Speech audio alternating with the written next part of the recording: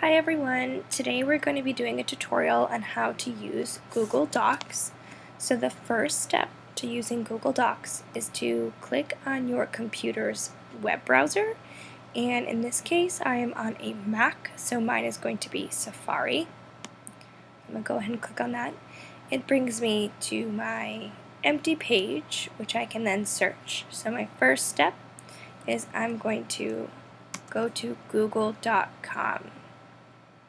It'll bring me to Google's homepage. As you can see here, there is a blue sign in. So the only way to access Google Docs is if you have a sign in, if you have a Google email. So I'm going to go ahead and click sign in. And it's going to prompt me to sign in to my account. As you can see, I have a few Google emails, but the one I primarily use is this kellyann13@gmail. I'm going to sign right in, and I'm in. It brings me back to Google's homepage, and then I can see that my icon is here, and I know that it's me.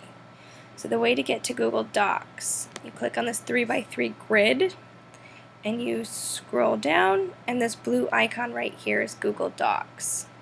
So Google Docs is an application, a free web-based word processor provided by the Google software. And this is now you're in Google Docs. This is what it looks like. As you can see, there are some templates that you can already choose from. These are some of the most popular used in Google Docs. But if you scroll further down, this is actually a list of recent documents that I've opened in Google Docs over the past years that I've been using it. We'll talk a little bit about that later, but if you need more templates, click on that template gallery, and you can see there's anything from resume templates to letter templates to making recipes or making flyers or meeting notes, making a brochure, newsletters, even things that human resources would use, such as private policies or job promotions or employment verifications, and anything in between. You see, this is great for teachers because you can do class notes, you can send home lesson plans, anything like that. But most people either start with a template or like to just start with a blank document. So when you click on a blank document, you just click on it, and it opens right up to what looks exactly like Microsoft Word or Pages or any other web processor that you may use. For the sake of time, I'm just going to import some content that I already have. Oops, that's not what I want. Alright, there we go. So as you can see here, again, looks exactly like any other word processor that you would use. There are some of the same things that you can do. You can highlight. You can, over here, you can see that you can change the font size. Let's go ahead and make that big. It's a little bit too big. You can change the color. You can highlight. You can bold. You can italicize. You can underline.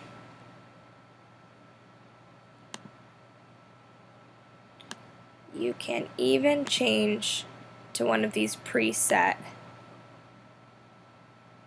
looks. Alright, so let's slow that down. So you highlight to change the size of the font. You highlight what you want to be changed. You go over to this number. You can do the drop down menu and pick whatever size you would like. To change colors, again, highlight whatever you want changed. You go over to this A. If you click on the A, a whole bunch of different colors will come up to choose from. If you don't like any of those, you can always customize your color, and you just drag it to whatever hue that you like to see. To highlight again, highlight on your computer whatever you'd like to be highlighted by a color. You click on this one that looks like a highlight, and if you just hover over it, it says highlight color.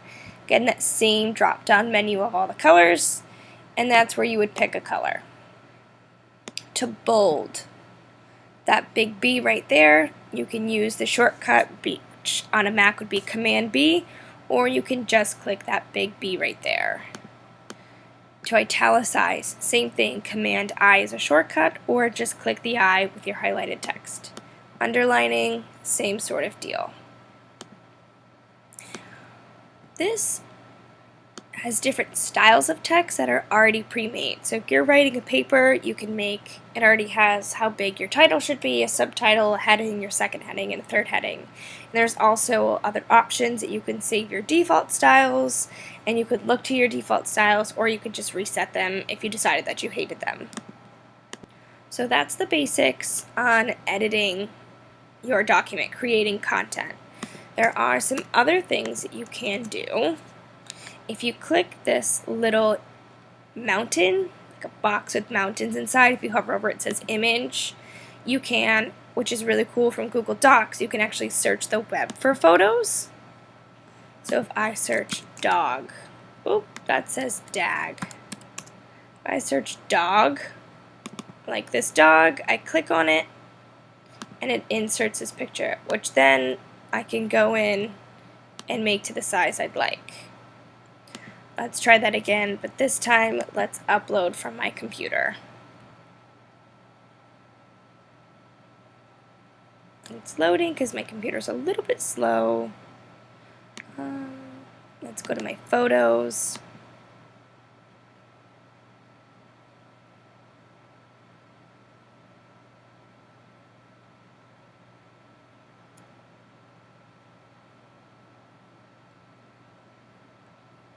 It's taking a little bit to load. Let's try something else, another folder.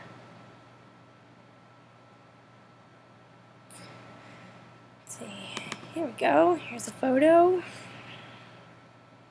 I click choose, and here's a photo that I uploaded from my computer.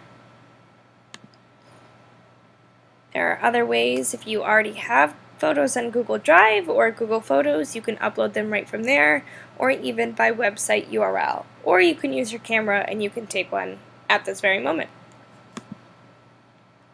So that is how you add content, including media as pictures.